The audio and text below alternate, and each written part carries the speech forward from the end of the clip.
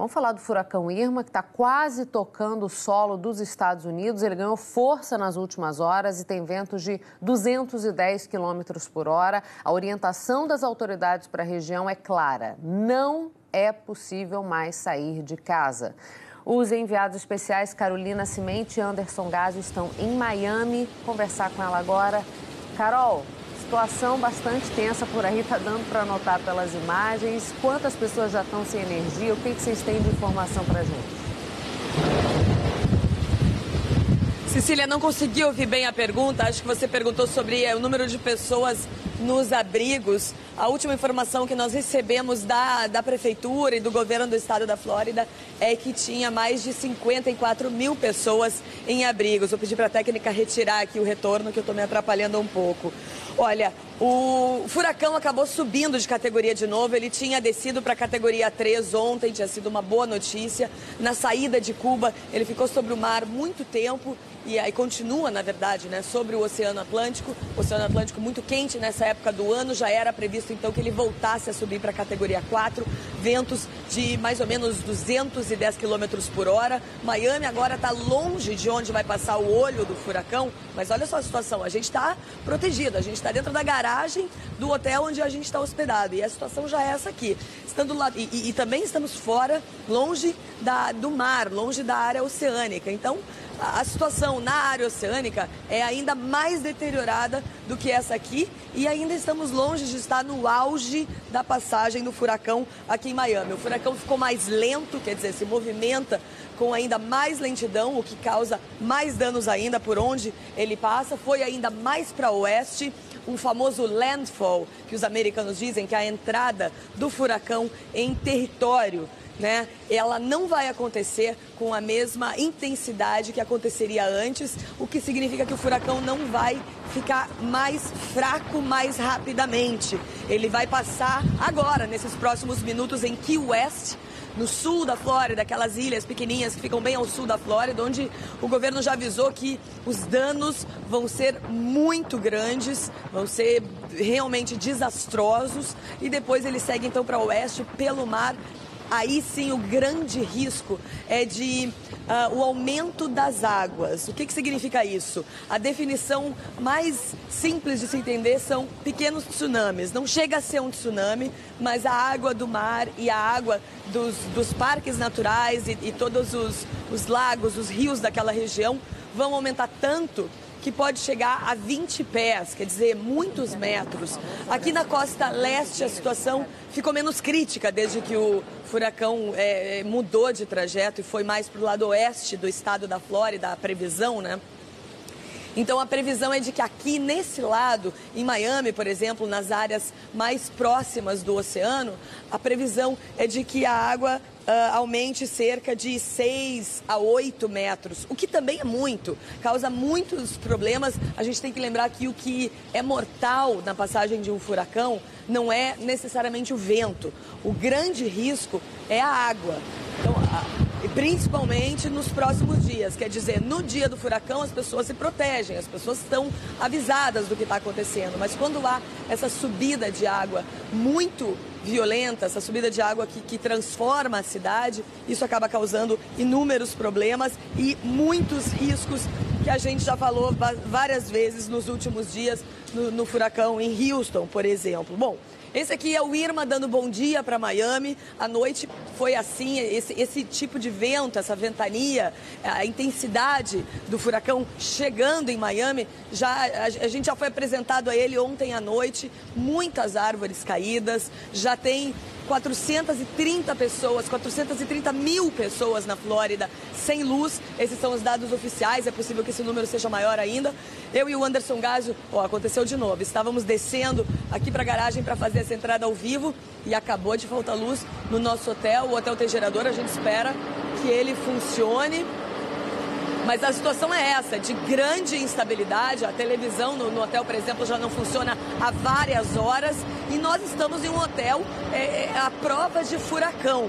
As pessoas que têm uma casa com uma estrutura menos forte, que não é de concreto, completamente feita de concreto, com janelas chamadas à prova de furacão, certamente estão sentindo os efeitos dessa ventania e a potência desses ventos ainda mais dentro de casa. O governador Rick Scott disse ontem, é sempre importante lembrar que esse é um furacão mortal. Ele disse que precisa ainda, por exemplo, de ajuda de enfermeiros nos abrigos. E ele lembrou, se você precisa sair de casa, se você precisa de um lugar seguro, a hora de ir é imediata. Ele falou isso ontem à noite.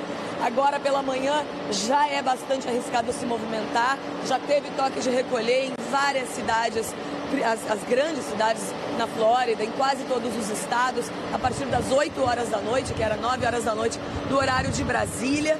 E esse toque de recolher vai continuar até o fim da passagem do furacão, que deve acontecer no final do dia de hoje. A gente vai continuar aqui acompanhando em detalhes e volta mais tarde para dar mais informações, Cecília.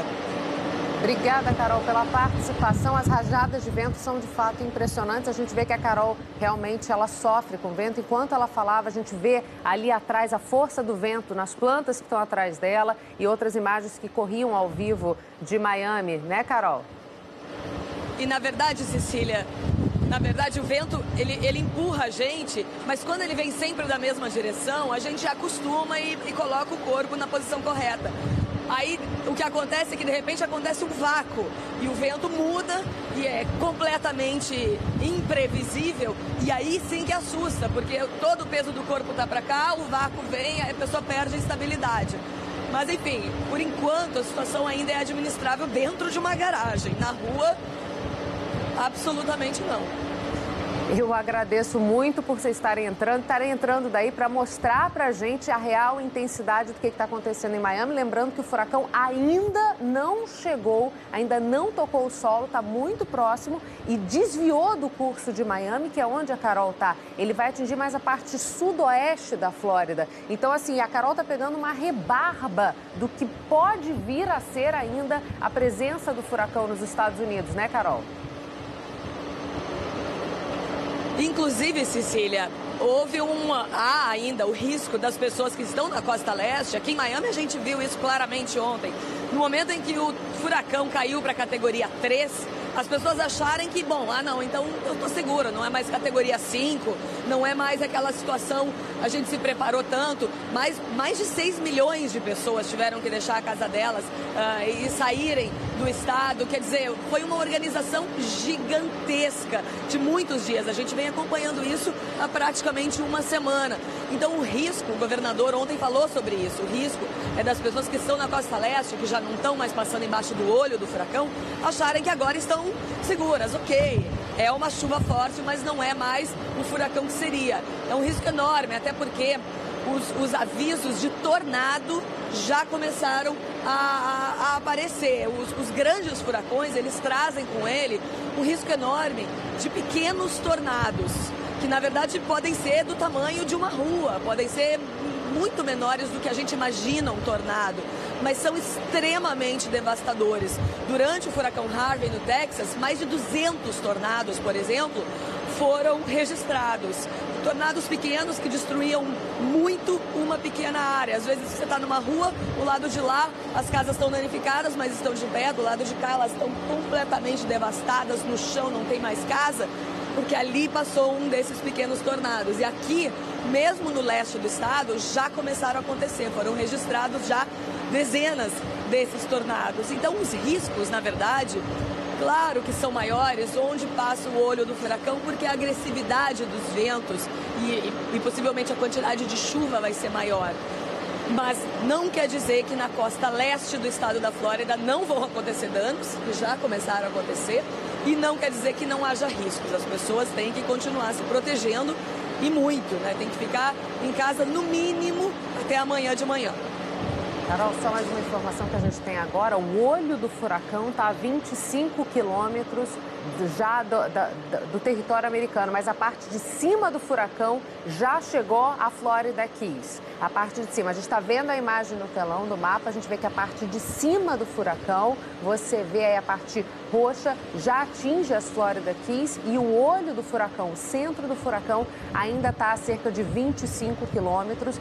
Lembrando que deve atingir principalmente a parte, como a gente vê no mapa, sudoeste da Flórida. A Carol está em Miami, que é um pouquinho mais para para o lado leste e ainda assim a gente já vê a intensidade do vento por lá e a repercussão que isso já está tendo. A avaliação é que serão 36 milhões de pessoas afetadas por esse furacão quando ele deixar a Flórida, né? Isso vai levar ainda pelo menos 2 dias, Cecília. Obrigada, Carol, pelas informações. Qualquer novidade é só chamar a gente aqui. Muito obrigada por trazer tudo pra gente. A Anderson Gásio também agradeça que está tendo que manter a firmeza de uma câmera enquanto acontece esse evento para trazer essas imagens pra gente.